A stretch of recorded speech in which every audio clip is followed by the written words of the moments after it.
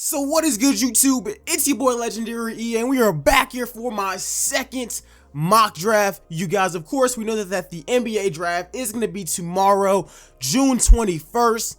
And I just got to say, man, it's going to be crazy. It's going to be crazy. Like I said in my first mock draft, I believe that if some of these prospects land in the right situation, on the right team, that they all have potential to be superstars, and that's usually how it kind of works, y'all. But anyways, if you guys enjoyed this video and you guys want to see more, make sure to go ahead and smash that like button, man. Let's get 200 likes, and tomorrow I'll go ahead and I will drop the rest of the first round. In this video, I will only be covering the NBA draft lottery picks 1 through 14.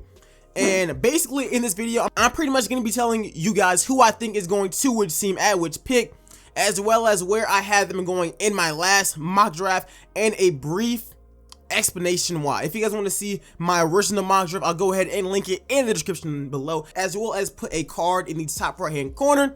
In that video, I went into a little bit more depth, so make sure you go ahead and check it out, because a lot has changed surrounding this NBA draft lottery, man. A lot has changed. We have the Celtics, who might be making a play in this draft. Reports that other teams are trying to trade into that top 5.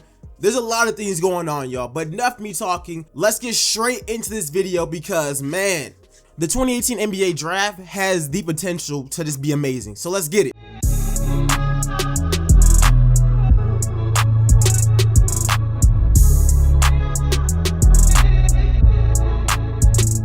Alright, you guys, so starting off with the Phoenix Suns, man. Now, in my last mock draft, I did have them taking Deandre Ayton, and I have to say, at this point, I think we all know that Deandre Ayton is going 1. This pick is not going to be changing. It's going to be the same one as my last mock draft. I had the Phoenix Suns still taking Deandre Ayton. Now, I'm not sure as to their plans in free agency, because of course, there was that report, I think it was like a few weeks ago, where they said that they would be offering Clint Capella the max. And if they really plan on doing that, maybe they take Luka here.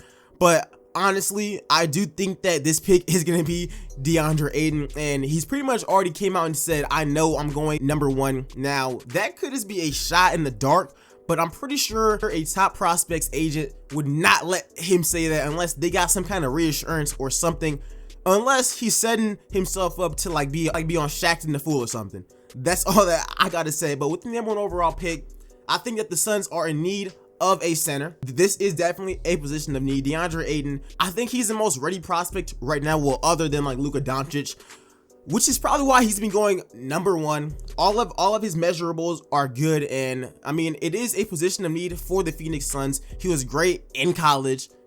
That's all that I really gotta say, because we all know that he's going number 1. So heading on to pick number 2, which belongs to the Sacramento Kings. So shout out to the Kings, shout out to De'Aaron Fox, man. But anyways, man, the Sacramento Kings really lucked out, because they almost did not even have this draft pick. So yo, lucky for y'all, because you guys have the potential to take somebody, to me, is my favorite prospect in this entire NBA draft. I think he has the most upside. I think that if injuries do not affect him, he will at bare minimum be a great starter. So in my original mock draft, I did have the Sacramento Kings taking Marvin Bagley III. However, a lot has changed, and with this pick, I had them taking Michael Porter Jr. Now, a lot of people are saying he's injury prone, he's a future bust.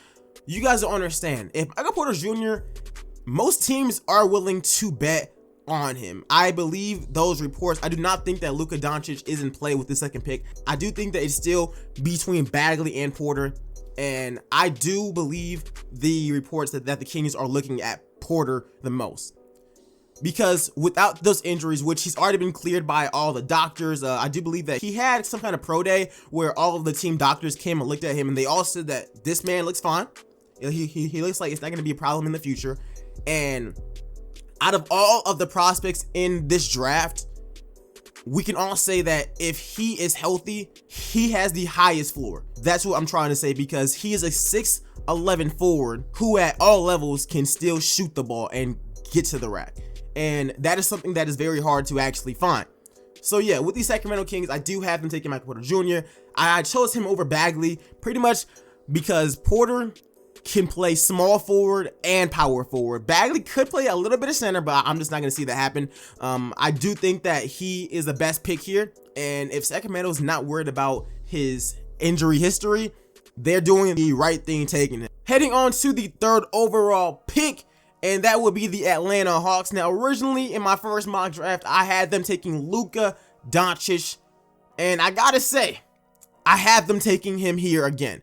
Yes, I do think that Luka Doncic is the perfect fit for the Atlanta Hawks. Of course, we all know that Dennis Schroeder has expressed his interest in leaving this team and being traded. And who better to replace him than Luka Doncic? Personally, I believe that Luka has the potential, it being drafted by the Hawks, to be better than Dennis Schroeder next season in the first place. Luka, of course, I think that he's a better playmaker than Dennis Schroeder. He's not as athletic. He's probably not even as good of a defender. I think that his potential is way higher than him. I mean, Luka's been playing professional basketball since he was like 16. He's been playing against grown men. I think that on this team, he would be a perfect fit with Taurean Prince, with John Collins. I really want to see this, man. So Atlanta, if he is here, pick him up. All right. Heading on to the 4th overall pick. And originally, I did have the Memphis Grizzlies taking Jaren Jackson Jr. just because of the fit. He was the best power forward available. However, in this second mock draft, I do have them taking Marvin Bagley III. The decision between Marvin Bagley and Jaren Jackson Jr. is very, very difficult because anybody can argue for who's actually better. But I do think that the Memphis Grizzlies will be taking Marvin Bagley with this pick because the Grizzlies are not in tanking mode. They are not trying to tank at all, even though I personally think that they should be, but they are going to be trying to compete. Seeing a front court of him and Marc Gasol is going to be mad interesting, y'all. I really want to see that. I think that they are in need of a power forward. Bagley is able to actually score the ball, which is going to be very, very useful for him. He's also extremely athletic. So I guess we're going to be able to see what a front court of him and Marc Gasol can actually do. And that's why I have them taking Marvin Bagley III here. It's pretty much a position of need. And I think he's the best power forward in this draft right now.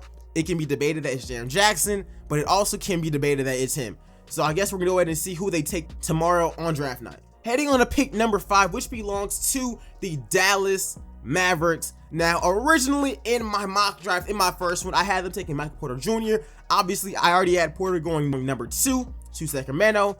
And with this new pick, I had them taking Jaren Jackson Jr. Now, if Jaren Jackson is still here at pick number 5, this draft is already going well. He could be argued as the number 1 power forward in this draft, and that is definitely a position of need for the Dallas Mavericks. Of course, Dirk Nowitzki, we already know that he is on his way out regardless. At pick number 5, Dallas needs to take the best player available. Whether they think that it's Mo Bamba or Jaren Jackson, I personally think right now it's Jaren Jackson. So that's why I have him going here. So Mark Cuban, don't blow it. All right, don't. Heading over to pick number 6. And originally in my mock draft, I did have the Orlando Magic taking Trae Young out of Oklahoma, but things have changed, and I do have them taking Mohamed Bamba with the 6th overall pick. Nikola Vucevic is not the long-term answer. And matter of fact, you honestly could just say that they take the best player available here, which I still think it's Mo Bamba. Of course, his draft stock has skyrocketed since the combine, since his pre-draft workouts, has shot up in every single mock draft. But yeah, some people even have him going like 4th, 3rd, all that. I have him going 6 to the Orlando Magic. It is definitely a position of need. Mo Bamba is something that we have never really seen before. As far as his test results, he could be what he said he is, a unicorn, or he could be something a little bit better. One thing that I do gotta say, Mo Bamba, unlike all of the prospects that I have put in front of him, is that he plays defense. He could be this league's next Rudy Gobert or maybe even Joel Embiid. We really don't know what any of these prospects can actually do. I think that getting him at pick number 6 is going to be a steal, if you ask me. Heading over to pick number 7, we have the Chicago Bulls. And with this pick, I have them taking Wendell Carter Jr. To pair up with Lauri Markkanen. Now, Wendell Carter Jr., I know that in college, he primarily played the 4 and 5, and that's exactly what he's going to be doing for the Chicago Bulls. I think that a front court of him and Laura is going to be nasty. Wendell Carter Jr., he had a quote a few weeks ago, and he said that playing for Duke, everybody there was not able to show off what they could actually do, and that is honestly true. Of course, a lot of people do get better once coming to the NBA if they were stars in college, with the #1 player coming out of high school, as well as playing with the #1 point guard, and just playing with so much talent could have affected his numbers. I think that on a talent basis, he's probably the safest pick in this draft right now. First of all, unlike Michael Porter, he does not have an injury history, and he can come in and play right now at the safest level and has the lowest chance of being a bust in this entire draft class. So heading over to pick number 8, and that is the Cleveland Cavaliers. Now, originally, I had them taking Wendell Carter Jr., but obviously, I just had them going to the Chicago Bulls. Now, there has been reports that Cleveland wants to trade this pick to Charlotte and get Kemba Walker or do whatever. But I think that LeBron is leaving them, and I think that they're gonna use this draft pick. And I have them taking Mikal Bridges out of Villanova. He could be this draft's Kawhi Leonard. He doesn't really say much. He plays defense, but he can also get buckets on offense as well. He is a really good defender, and I think that he's coming out of the best system.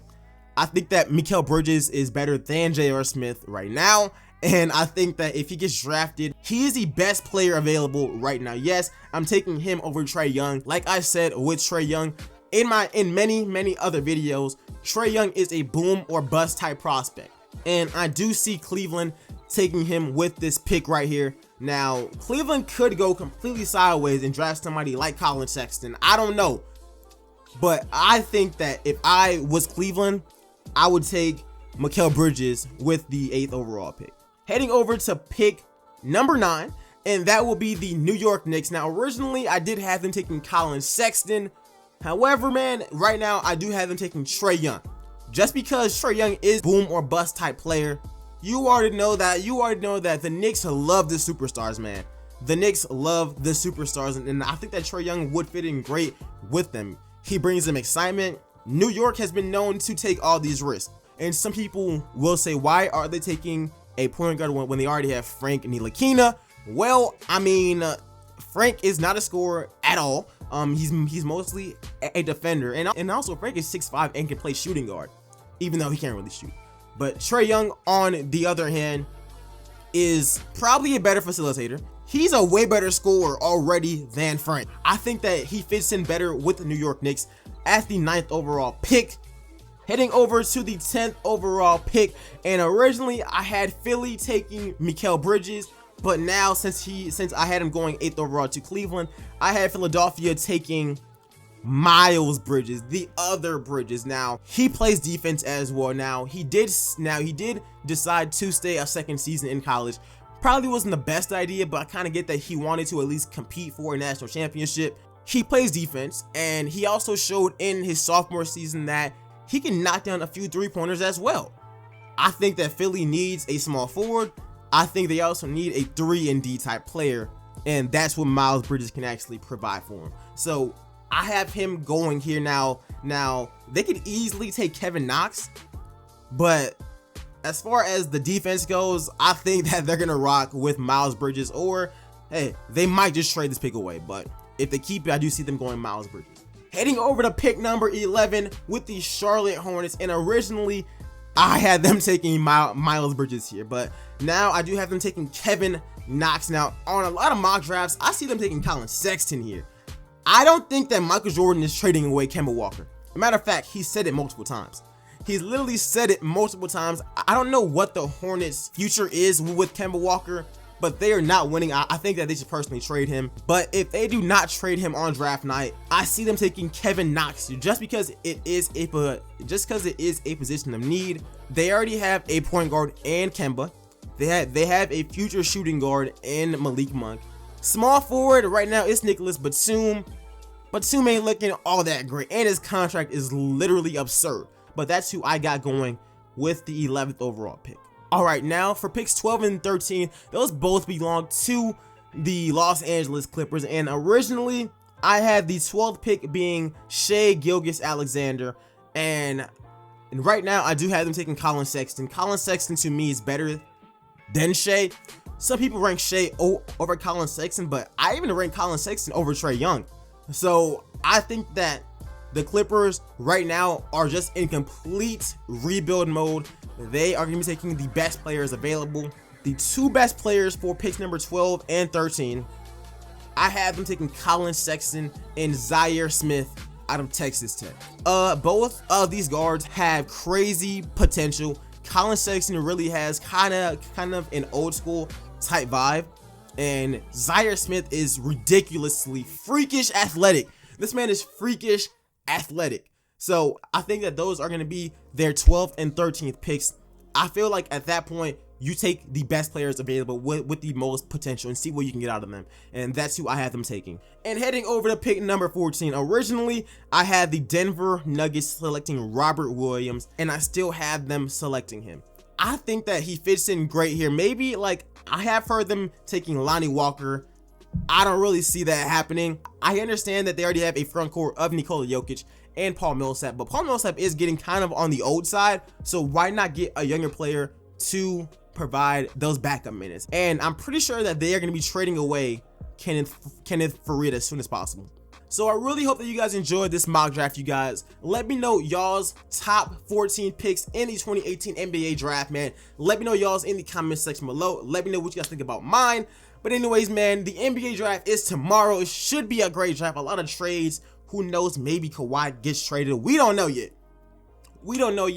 But definitely it is going to be an interesting NBA draft. So make sure you go ahead and smash a like on this video, hit that subscribe button, and if you guys missed my original mock draft, make sure to go ahead and check it out, because it is a lot different than this one is, man. It is a lot different, and I kind of did a better explanation for all of those picks, so make sure to go ahead and check that out, man. But yo, just let me know what you guys think about it, and please comment down below who you guys think is going to be going to every single team.